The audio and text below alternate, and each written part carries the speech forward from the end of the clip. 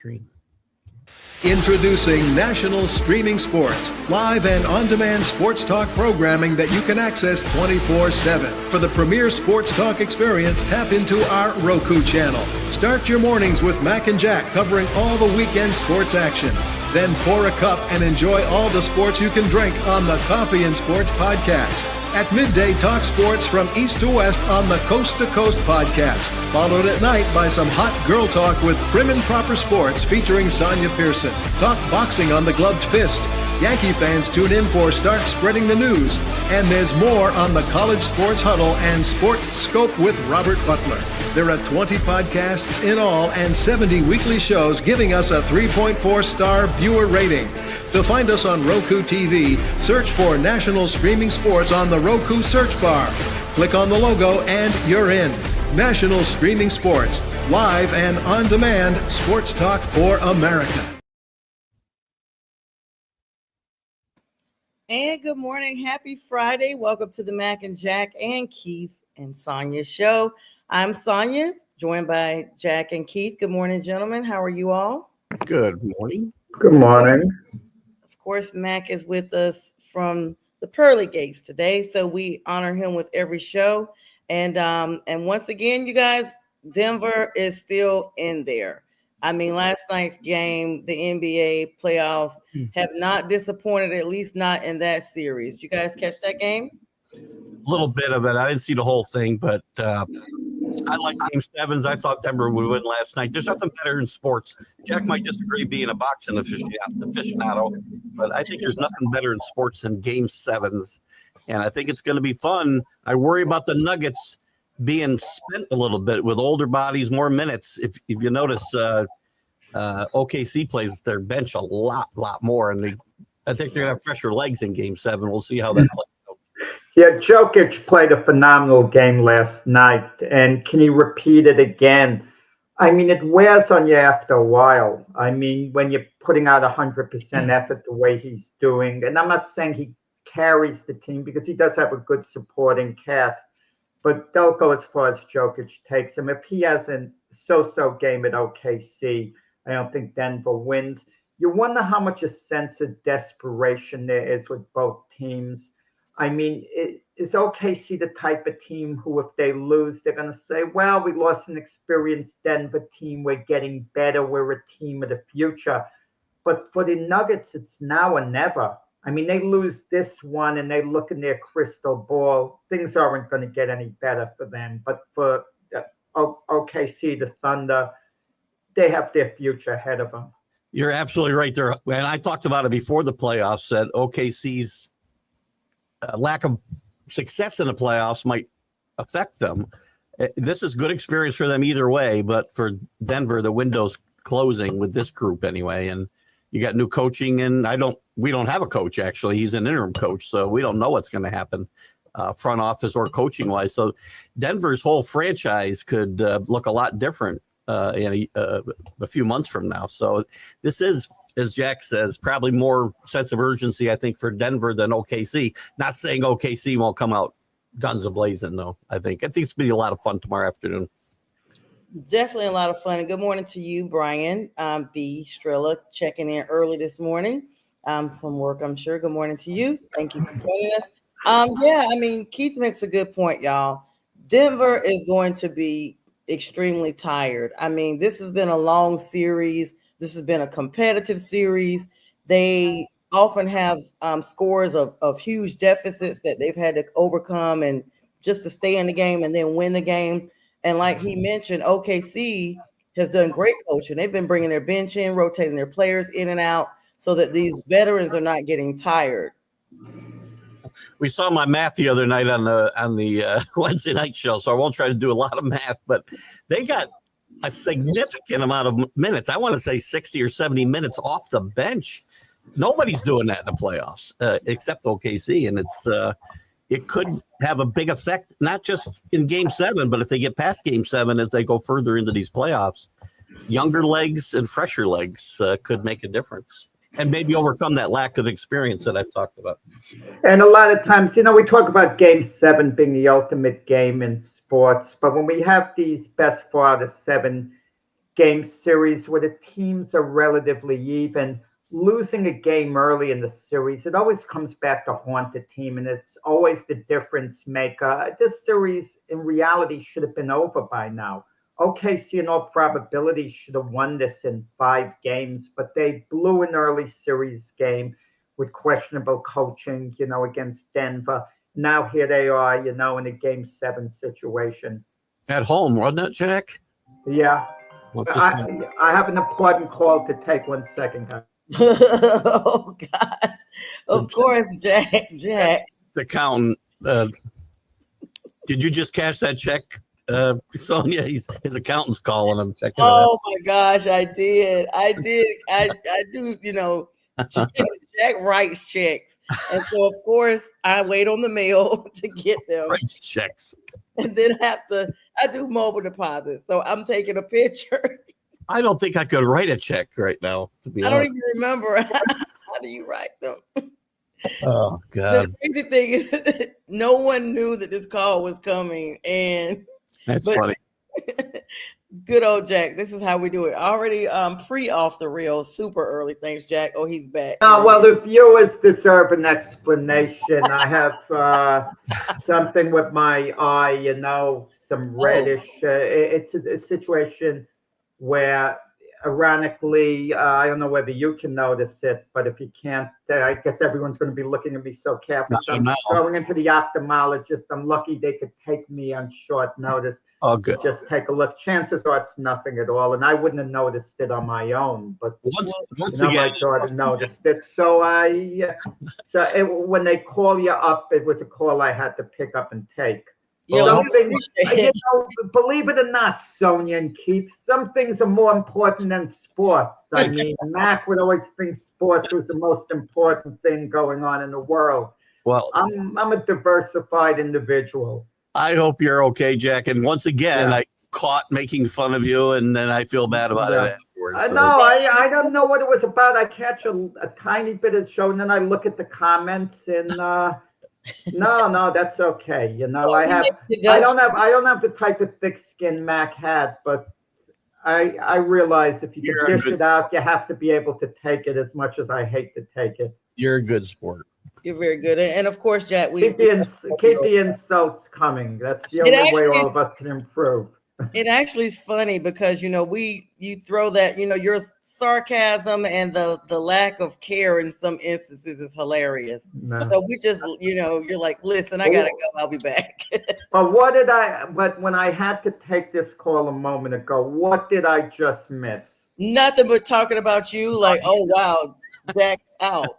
Man, that's the best way to lose viewers, talking about me tonight. Oh my God! I don't get Keith Engel. Keith Engel's a Patriot fan, and he's a Knicks fan. He's not a Celtic fan, but the Celtics and the Patriots are located geography-wise in the same place. Why don't you come over, convert, Keith, become a Jet fan? Convert. Very quickly, I can explain this. And actually, when everyone remember, Mac did all these interviews with all the show hosts and whatnot. I explained this whole thing. I'll do it very quickly. When I was a kid, everybody was a Jet fan or Giant fan. Jets had just won a World Series. Mets had just won a World Series. Giant fans, because their dads were. I was always a nonconformist, even when I was like 9 years old. I became a Patriot fan, but I became a Knicks fan and a Yankee fan because the Yankees weren't any good at the time. And I always argue this point when people say you're a Boston fan.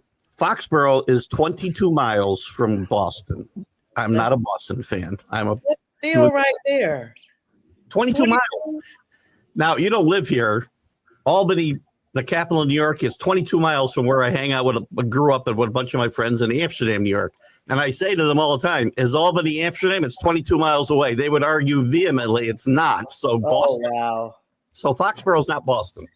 Well, anyway. That's kind of like how in Atlanta, like anything 20 miles is still considered the Atlanta suburb for like news purposes, things like that. But people that are in Atlanta, like myself, I don't say it because I'm not from here, but real Atlantans that are from here, they'll be like, that's not Atlanta. Yeah. Well, there was also no New York teams when I was growing up in football. They were all moving to New Jersey, Jack, too. So. And they're considered, even though the Jets and Giants play New Jersey, they're considered New York teams. That's the mentality. And I guess the people in New Jersey and New York, they don't have a rivalry. They don't have a rivalry going on. I mean, the ironic part about it is Buffalo is in New York State, but people who live in New York City have no attachment to upstate teams at all, at all. They couldn't care less. The Buffalo Bills may as well be the Pittsburgh Steelers to them. It doesn't matter that the Bills are from New York State. You'd think you would root for the Bills if they were getting in the Super Bowl and you lived in New York City, but you couldn't care less. Jack, that's because people who live in New York City think that Westchester County's upstate New York, and it's not, by the way. So they get. Yeah, I thought that, and I'm not even from there. Yeah. So. Oh my gosh, you guys are hilarious. We're losing everybody that's not in New York right now, Jack. I'm glad you asked him that, Jack, because I totally forgot. I knew Mac did these interviews, but I didn't get to that part of your interview. I probably told you that at one point when I was first on your show. I'll bet you, Sonja. Yes, I probably. People in Connecticut, I would have asked Mac. It's kind of smack in the middle between. It feels that way between Boston and New York. It feels that way. Yeah. Most people in Connecticut, are they Celtic fans or Knicks fans? I think it's probably split. I'll bet you 50-50-ish. I don't have any, hard evidence for that, but I would guess it'd be 50-50. Probably more Giant fans when you go to football. Maybe today it might be more split, but back in the day, it was all Giant fans. I got to tell you, certain variables in sports, they came out. I saw a statistic today in the NFL for the first time. Travel miles. I don't know whether you saw it or not. The Cincinnati Bengals are traveling the least amount of any NFL team, and they have it in order, who's traveling the most miles. And I remember when Jim Jeffcoat was on our show, that was a big issue to him, former player. How much you travel has a lot to do with winning and losing. If that's the case, I mean, the LA Chargers have the most miles they have to travel, and people are looking for good things out of them this year. And so do we not give them as much credit in our predicting, how much they're going to win or lose? And if the Bengals have the least amount of travel, do we, give them an edge to maybe, win the Super Bowl finally this year? Overall, I've never done that, but individual games, I always look at that. Like teams coming from the West to play in the East is always a problematic for them with the time zone differences. And they might be playing a 1:00 game. But I hope they're not factoring the international games into those travel miles, because obviously those teams would be way. And I don't know what you both think of the schedule, but I kind of liked it. I looked at the Jets schedule. They have on the Panthers and the Saints on the Jets schedule, and I'm going to love it when the Jets put a beat down on both teams. I'm going to love coming on this show and giving it to Sonja and James. Yeah, I was waiting because, I wanted to talk about the Celtics real quick. But thanks for propelling us to football, Jack. We're gonna definitely come back to those schedules if we can squeeze it in. But like a Wednesday. I love how you're so hopeful. Yeah, we need you on Wednesday. Good morning, Miss Linda. She said, try being from Connecticut. We have nothing. It's actually a split between each. Oh yeah, that is definitely. No, you got college basketball, which Connecticut has been but they're outstanding. Professional. They want, bless their heart. The Patriots nearly moved to Hartford back in the 1990s. That may have been a bluff by Robert Kraft. I don't know how serious he really was. That was before. Well, even before him, they were talking about moving to Hartford and Rhode Island, Providence, Rhode Island, St. Louis. They were going all over the place in the 90s before Kraft was even in the picture. But he did use it as leverage for a stadium for sure. Those are all before my time. Let me ask you guys a question real quick before we move on. So one of the teams that was eliminated, of course, was Golden State Warriors. It's been no secret about the controversy around Draymond Green. However, it came out that he was fined $50,000 by the NBA for inappropriate comments made to officials during a playoff series against Minnesota. It was his 5th technical postseason foul and a league's high. Were you guys first of all, we've seen how he plays against other players. Every hit is an attack, basically, some type of assault mixed in. What were your guys' thoughts about this? Did you know about this fine?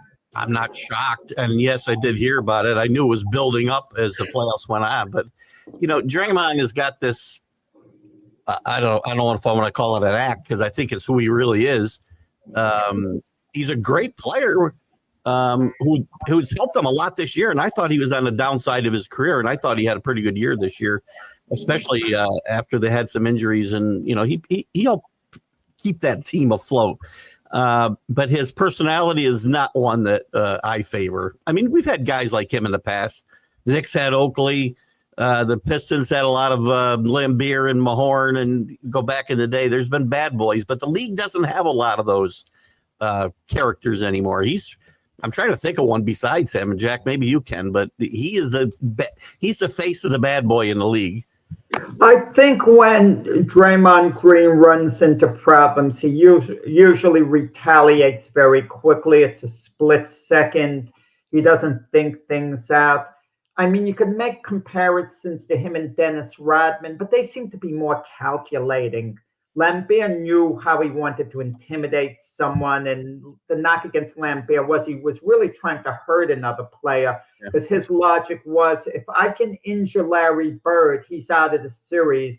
Our chances of winning are much better. And that's crossing a line. That's why Larry Bird hated Bill Lambeer's guts, with justification, I should add.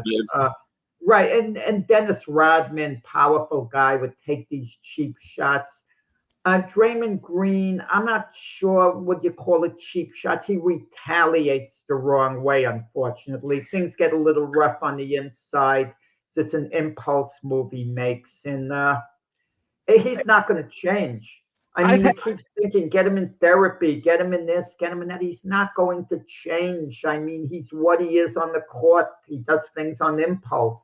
I think they've had him in therapy, actually. But do you think some of this comes, and I've had this thought from time to time, that part of it comes from he's not terribly happy. He's always been the third wheel there, always. And I wonder if that is part of what plays into his psyche a little bit. I'm not a psychiatrist, obviously, but.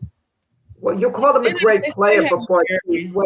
Keith, you called him a great player before. I think you didn't mean it, I guess. No, I mean it like a team sense, right? He contributes good to great things on those championship teams. He did. He was he's been a great player on the Warriors, but you put Draymond Green on another team, he's not what you would call an impact player. Steph Curry is a impact player, any team in the history, the game. Klay Thompson was, you could say, was close to being a major impact player. But Draymond Green is a great fill-in supporting player, outstanding in that sense. And, he should finish his career with the Warriors. I hope Draymond Green doesn't play the last year or two somewhere else, like some of the other great players, like Peyton Malone. He belongs a Warrior his whole career. Yeah, and I didn't mean great in the sense of, the greats of the game. I mean, he fits that team. And I don't know if he would have fit some other team. He had the right coach. He had the right players around him. And I would argue Klay Thompson for a couple of seasons was a tremendous impact player. Maybe not over time like Steph, but for a couple of seasons, he was as good as anybody. I have not liked Draymond since he had the whole Jordan Poole incident.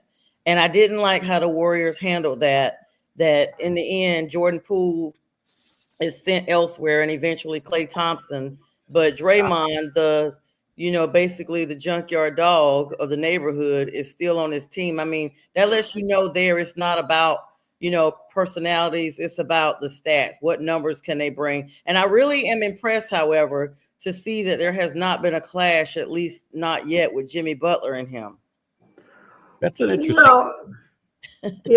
Butler has prided himself on being a leader wherever he's been.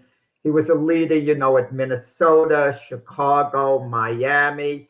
He's never going to be the leader of that team because Steph Curry's there. He's always going to be the vice president at most. Okay? So I think that keeps things in line more or less, because Steph is the guy. If Steph wasn't on the team, Jimmy Butler might kind of want this leadership role. And it makes you kind of wonder, the mentality. For example, Cooper Flagg is probably getting drafted by Dallas unless they shot the heck out of us and trade him. Kyrie Irving prides himself on being a leader, but he couldn't be a leader when LeBron James was, when he was with him at Cleveland. He couldn't be a leader with Luka when Luka was with Dallas. But now Kyrie is going to try to kind of, be the leader, be the guy, not necessarily in a selfish way, but Cooper Flagg would have to be kind of under his wing. And you wonder, does that make Kyrie more the guy he was at Brooklyn, with the antics, as opposed to what he's been at Dallas so far, a really good citizen who's been a tremendous help to the team. It's interesting. It's an interesting dynamic. Basketball needs those. Everybody's got a mesh, right? And Golden State a couple of different times now. They've had 2 or 3 different iterations of that contending and championship roster. And Steve Kerr's been a very, I think, underrated piece of that. He's had great players, don't get me wrong. But I think he's been very underrated in the fact of keeping all these egos and personalities either away from each other or meshing one or the other. No, I give Steph Curry the credit because Steph Curry is the ultimate team guy who could put his ego on the shelf. When Kevin Durant was with Golden State a couple of years, we were thinking Kevin Durant's the better player between the two. He's the best player on Golden State. But now we're seeing, after Kevin Durant left and before Kevin Durant got there, between the two of them, Steph Curry's the better player. If you could have both guys at the age of 21 going forward, and you had a choice, Kevin Durant or Steph Curry over their whole career, I think most people take Steph Curry. I certainly would. No disrespect to Durant. Had no issues, though. That's the point. It's about winning, too, and Steph's a winner. And I think myself, Kevin Durant can do more things on the court than Steph Curry can do, but he doesn't win and he doesn't mesh with other players the way that Steph can make himself mesh with different guys. Similar to what I just said, they've had a lot of different guys come into that team over the time Steph's been there, and he's meshed and played his game and made them better too at the same time. So they're both great players, but Steph's the winner, and Durant didn't win till he got to play with Steph. So I think I cut Sonja off before when she wanted to talk correctly about the Celtic-Knicks series. Are the Celtics and Knicks playing? Oh my gosh. That was supposed to be correct because that's actually news. I'm so sorry. Let's talk about it for a brief moment, Jack. My apologies for me doing anything that would interrupt, No, I interrupted you. You wanted to talk about tonight's game, the Celtics. That's big news, and I'm talking about whatever. No, it's okay. We're going to go back about travel schedule in the NFL. That's nearly as bad as Mac talking about Title IX to me when big news was on the horizon. I mean, yeah, but that's what it is. The show is that way. We talk about life stuff. Life is also sports as well. Speaking of, I'm really going to be honest with you guys. I'm shocked that the Celtics are still in this thing. Now, they have this game tonight. I don't know if they're going to be in it after tonight, but the Celtics have actually outscored the Knicks, you guys, by 33 points during this series. Why in the world are they trailing if they've outscored them?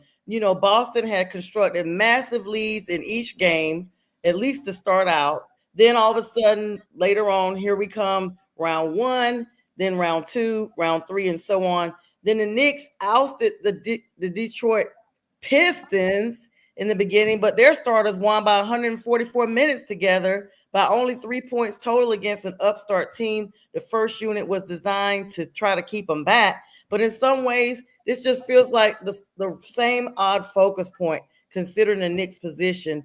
New York is 1 win away, guys, from the conference finals, and it's basically leading the defending champs. I mean, I'm going to be honest with you guys. I thought this was a sure win for Boston, but it just has not been. Look at Jalen Brunson. Now you got Jason Tatum on the opposite side is out, having surgery next week on his Achilles.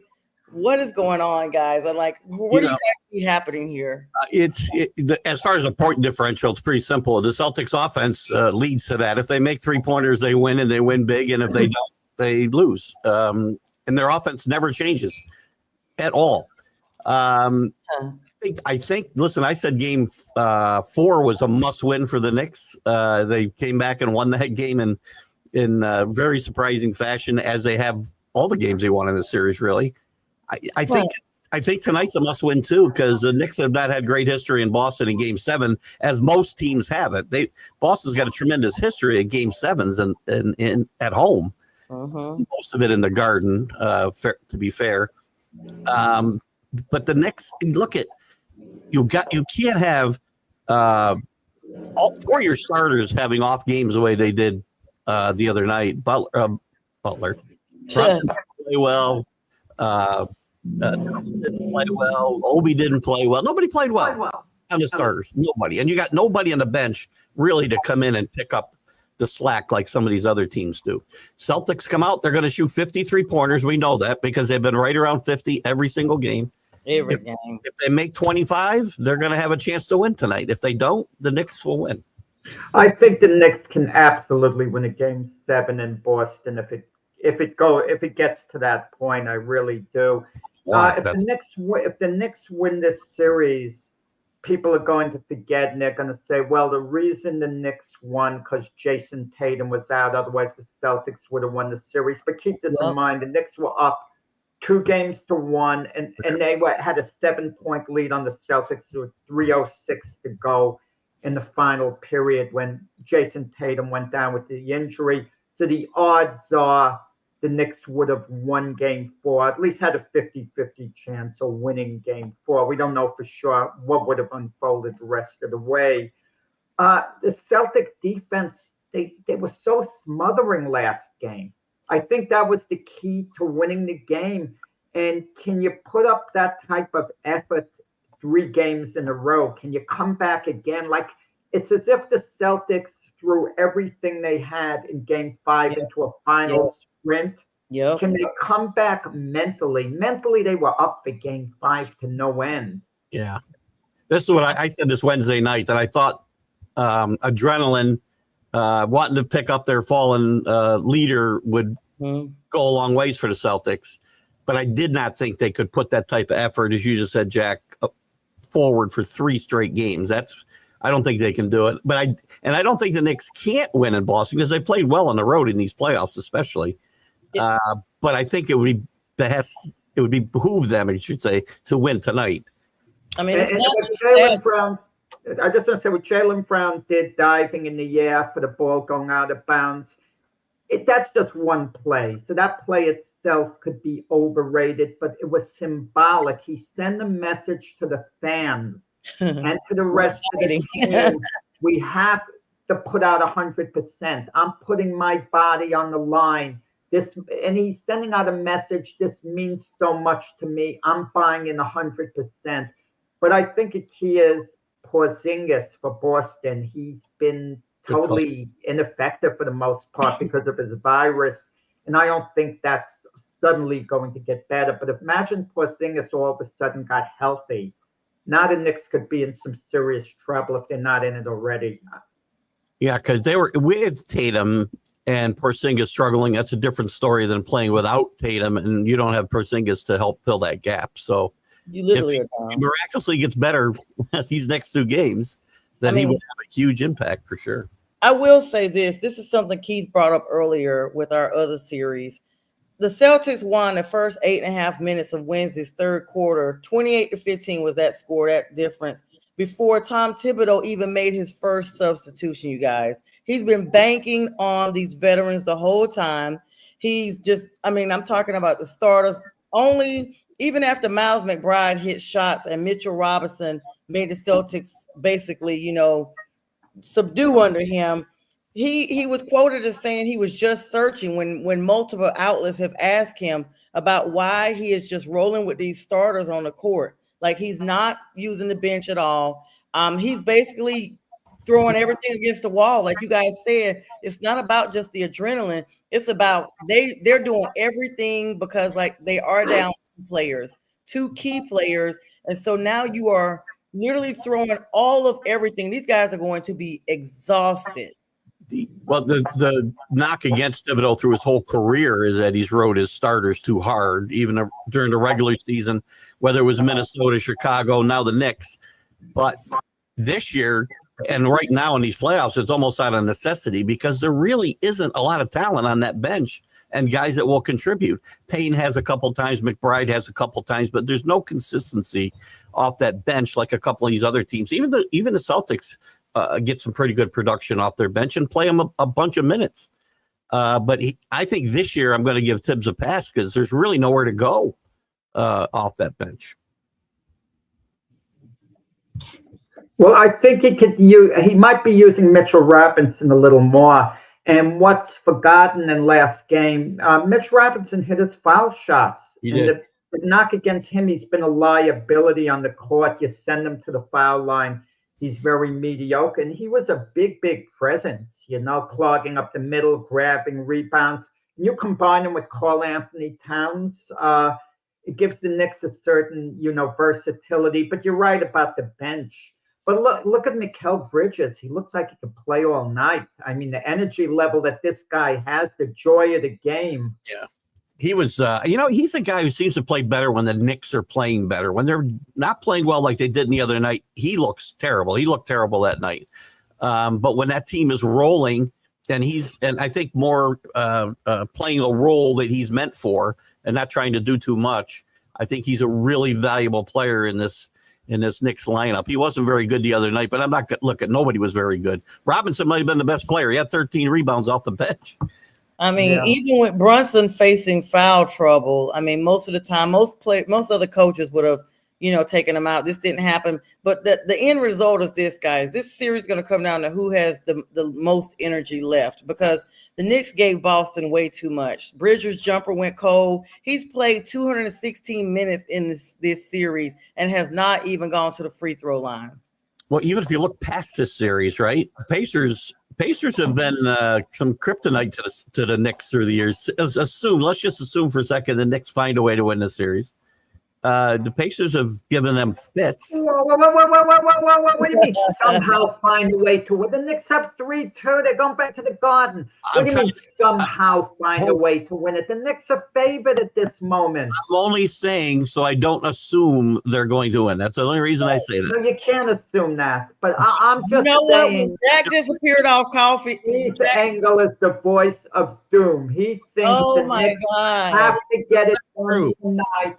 Because if they don't, he thinks the Knicks are cooked. I'll say they can go into Boston and win a game 7 if they have to. I know Keith is the ultimate home court advantage guy. I'm not, but I am a home court advantage guy. I'm not the ultimate. But so just to offset your comment about me being a voice of doom, which I can be. Wow. I look at it being more realistic than looking at doom. I do think the Knicks will win. I 100% think the Knicks will win tonight. When you were talking about when Tatum went out with 3 minutes left the other night, the Knicks weren't losing that game.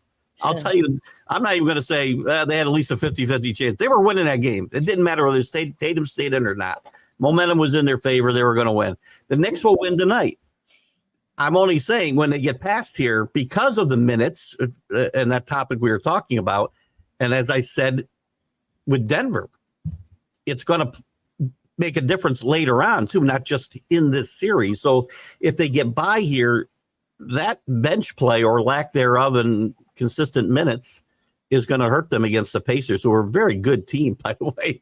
Every year it seems like, where did the Pacers come from? Rick Carlisle.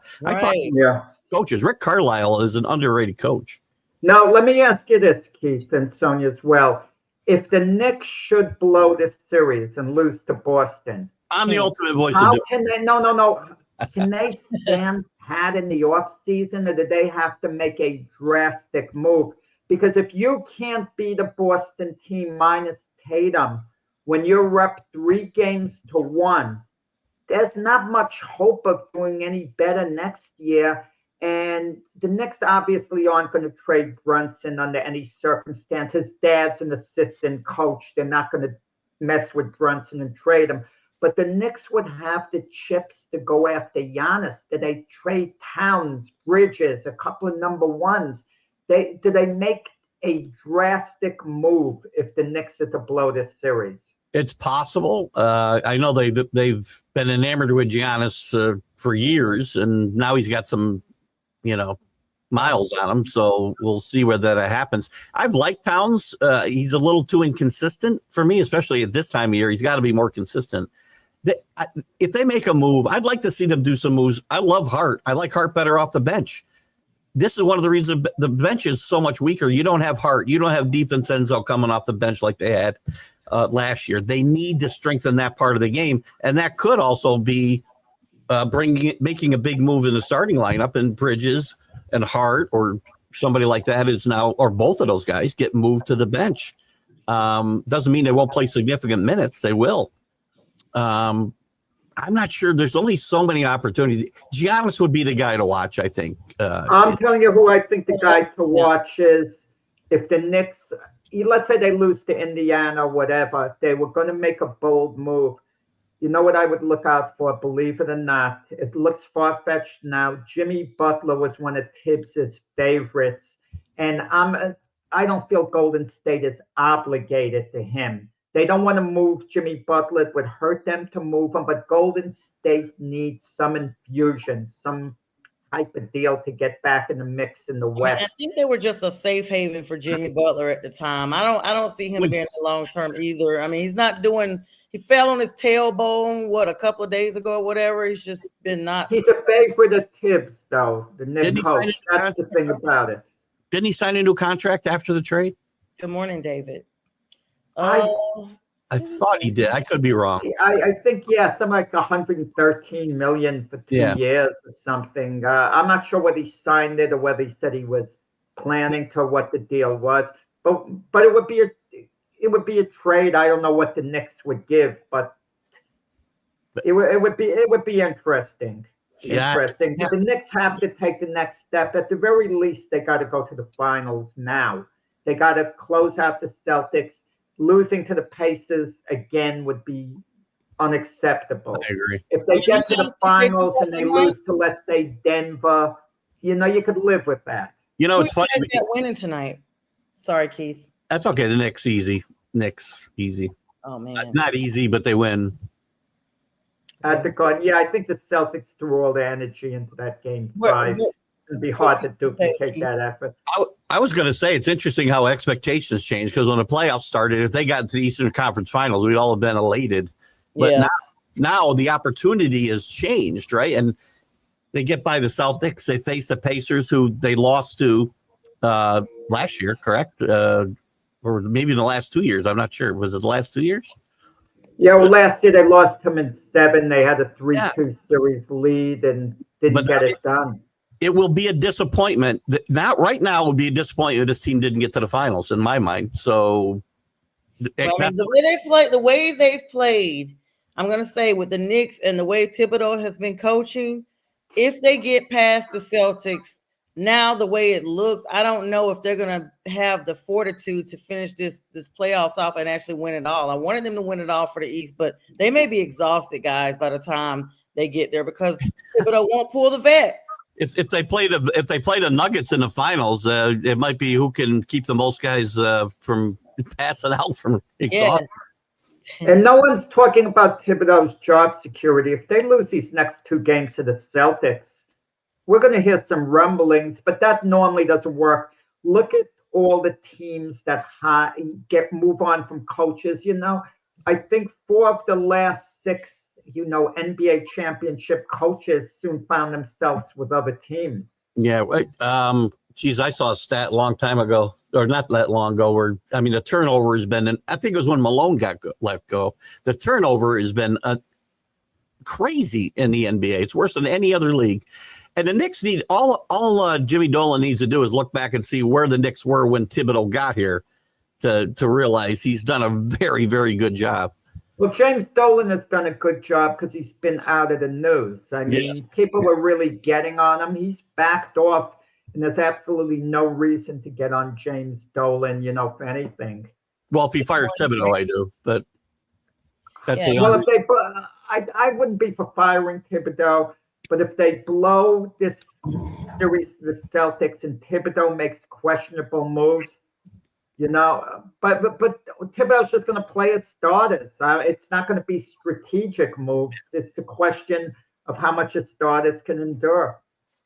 Agreed. And good morning to you, Brent. Of course, everybody. Good morning to everyone joining us today. And good morning. Good morning. Good morning. All right, let's move on. So, I don't know, guys. I'm just mad. Once Jason Tatum went down, you guys know I have players. I don't have teams once my teams are eliminated. Let's two things I want to try to squeeze in. One, both of these are pretty big. They came out yesterday. The first one, of course, Jack and I talked on Wednesday about Pete Rose, his possibility now of being inducted into the Hall of Fame. Keith, you and I talked about it on Wednesday night with a big sports show as well. Now that this lifetime ban has basically, the wording has been used as it is. It's a lifetime. And these gentlemen. Actually, the wording is permanent ban.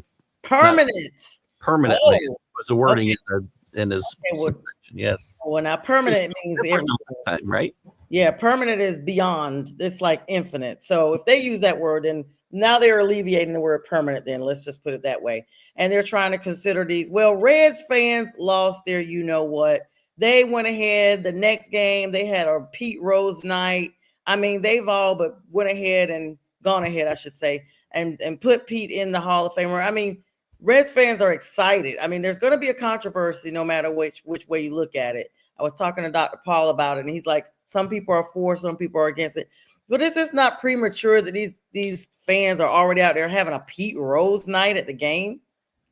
He's not in the Hall of Fame. I mean, people seem to think Pete Rose is now in the Hall of Fame. Well, no, he isn't. He's got to be voted in still by the classic era. What is that the name now? Yeah, baseball commissioner. Yeah.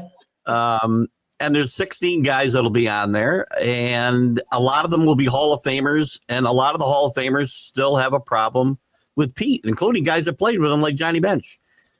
So, and I saw some interviews the last couple of days with Mike Schmidt, Bench, some other guys, and I said the other night, I think it's about 50-50, and he needs 12 votes of those 16 to get in.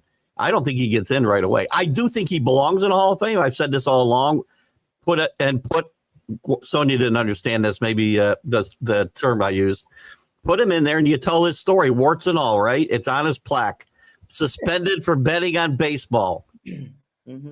And also had more hits than anybody alive. With the asterisk. Dude, put whatever you want. Just put his plaque and put it all on the plaque. Same way with a steroid guy. Can you imagine Johnny Bench not voting for him?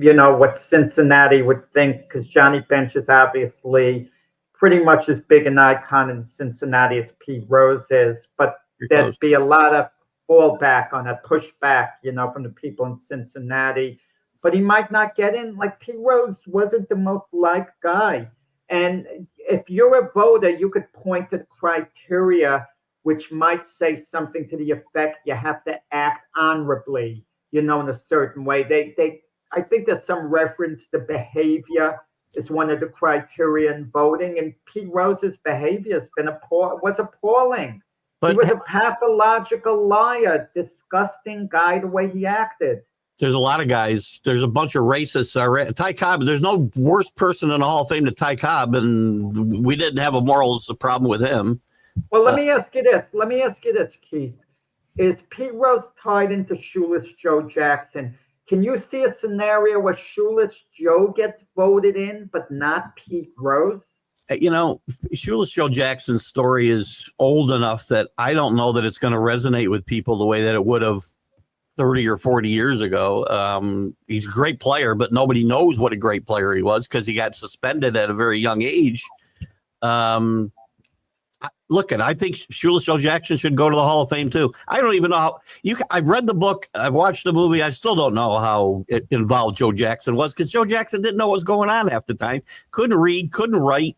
Oh, wow. And he got just supposedly he knew, and even though he didn't participate, he didn't report it. But the suspicion, despite Joe Jackson having great stats in that thrown World Series, the Cincinnati Redlegs, the hits he got supposedly were in big situations. Mm-hmm.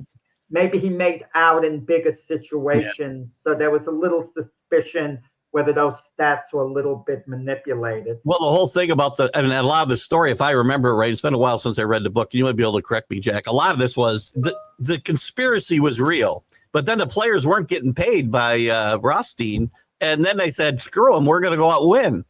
Well, you can't say we weren't trying to throw it because we tried to win it after we didn't get paid. Yeah, that's exactly what that looked like. I don't know, but looks like. I just feel like this is one of those situations again, and Jack alluded to this. I kind of wanted to just be raised and like let go until, they convene in 2027, 2028 to see whether or not he gets in. But instead, this is the response of Reds fans has been exactly what Jack said. They're going to talk about this all the time until that time comes to let him in or not. Sonja, there's some big baseball news going on in regard to fans. Okay. That with everything going on with the Knicks in the NBA playoffs, P. Rose's reinstatement, his eligibility now with the other players that slipped under the radar to a large degree.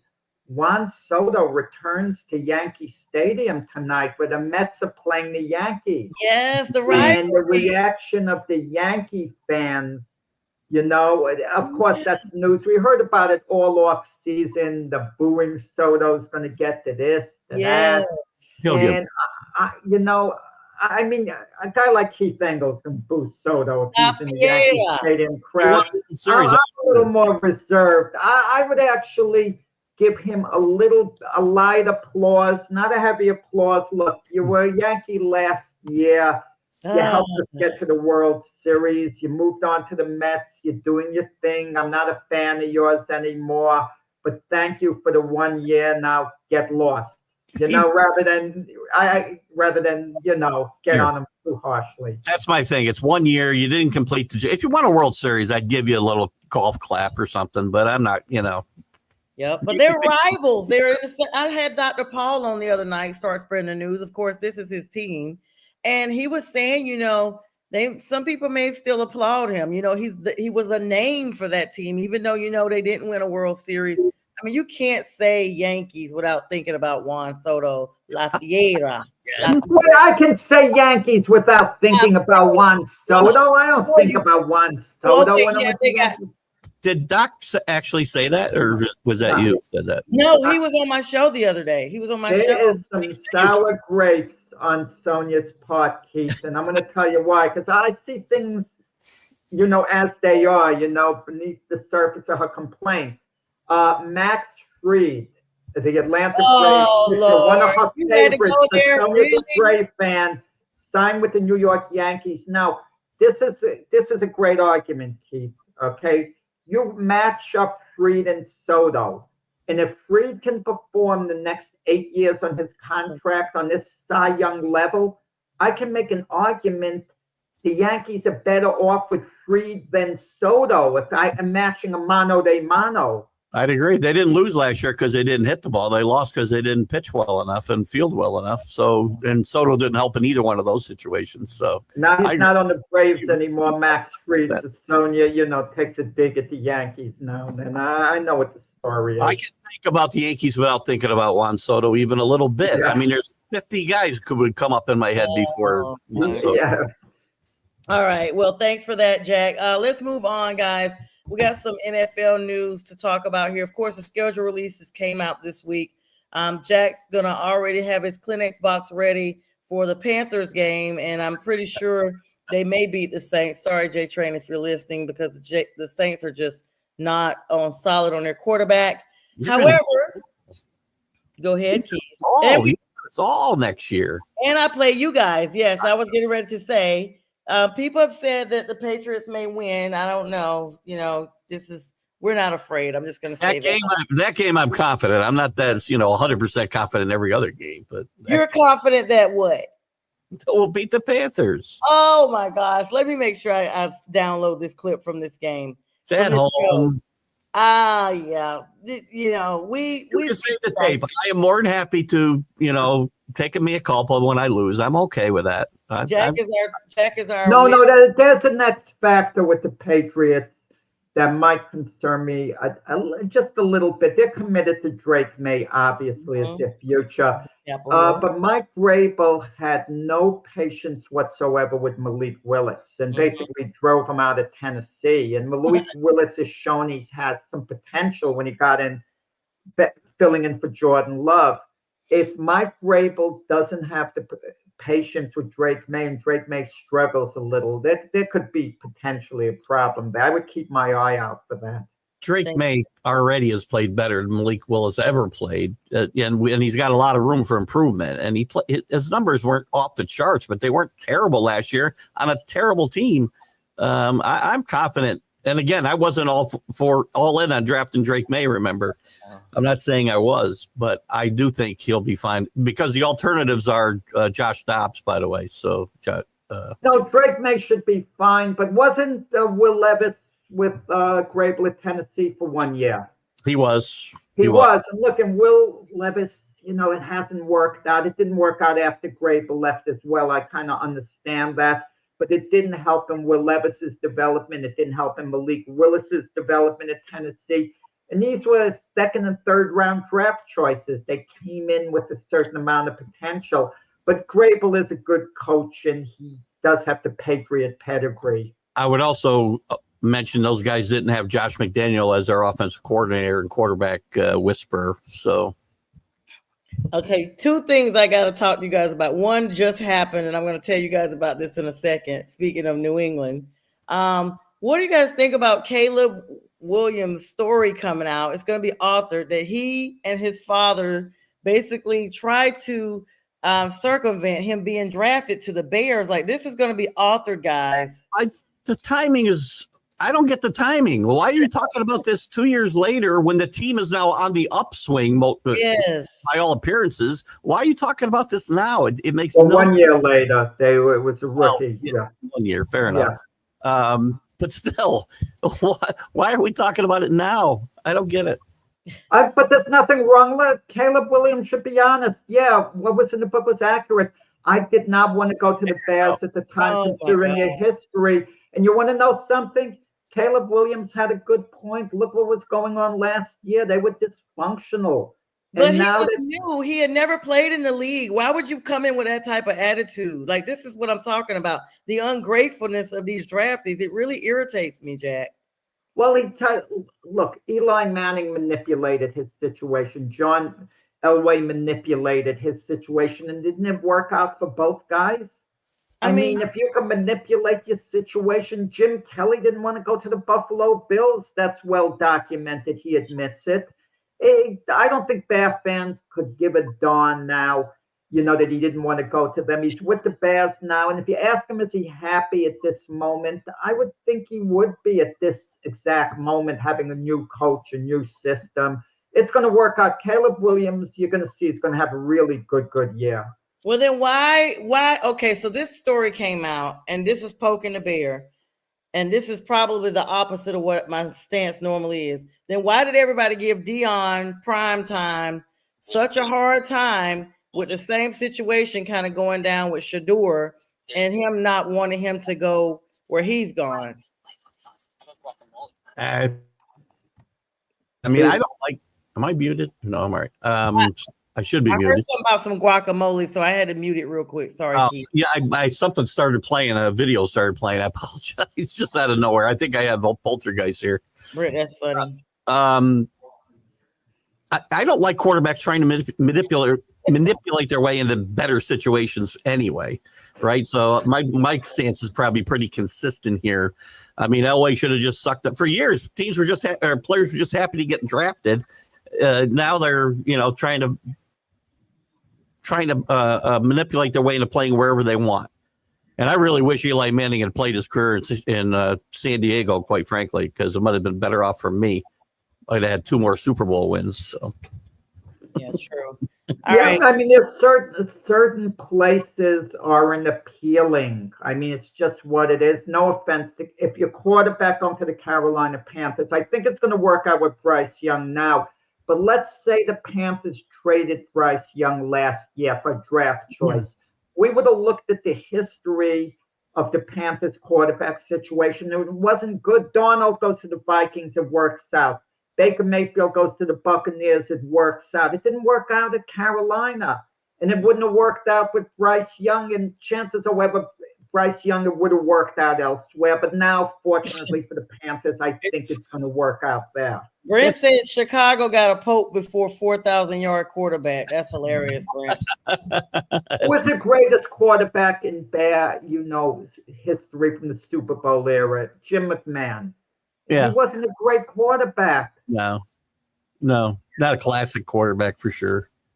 All right, we got like a couple of minutes, guys. I want to plug this in because this just happened. So Bill Belichick was supposed to sit down this morning with Good Morning America.